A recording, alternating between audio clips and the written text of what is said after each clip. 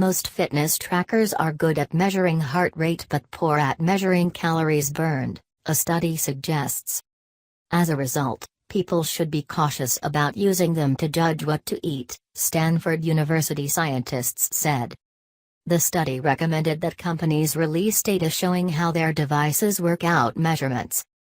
The accuracy of 7 wrist devices were tested while 60 volunteers were asked to walk, run and cycle. Researchers found that 6 out of 7 of the fitness devices were good at estimating the heart rate of the person wearing it, with an error rate under 5%.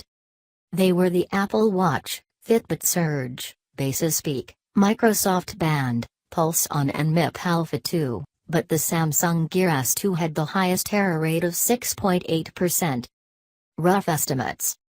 However, when it came to keeping track of energy used during exercise, the 5 devices that performed this function were all a long way out. Not one of the devices had an error rate below 20%, and some, such as the PulseOn, were much more inaccurate, the U.S. research team found.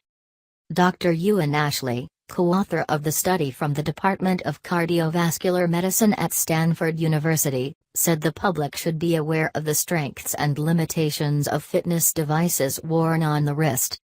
People need to know that on energy expenditure they give rough estimates.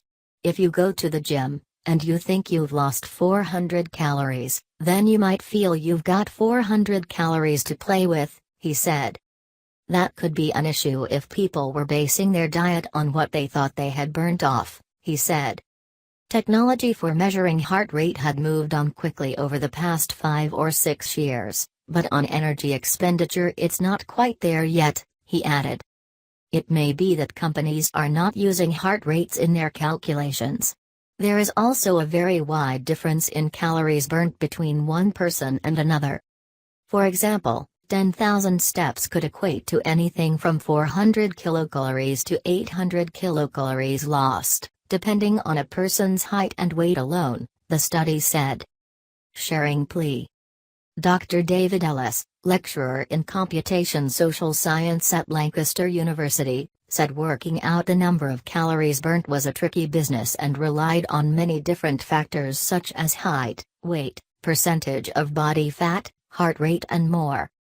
However, because manufacturers do not share the algorithms, which are constantly updated, used to determine calories burned, it is almost impossible to know the exact source of error at this stage, he said. Fitness trackers can have a very positive effect on people's activity levels, so complete 100% accuracy may not be vital if the devices are encouraging more exercise. But recent trials have suggested that wearing them doesn't always result in a positive outcome, or improve the chances of losing weight. The researchers urged companies to be more transparent and publish the results of their own accuracy tests.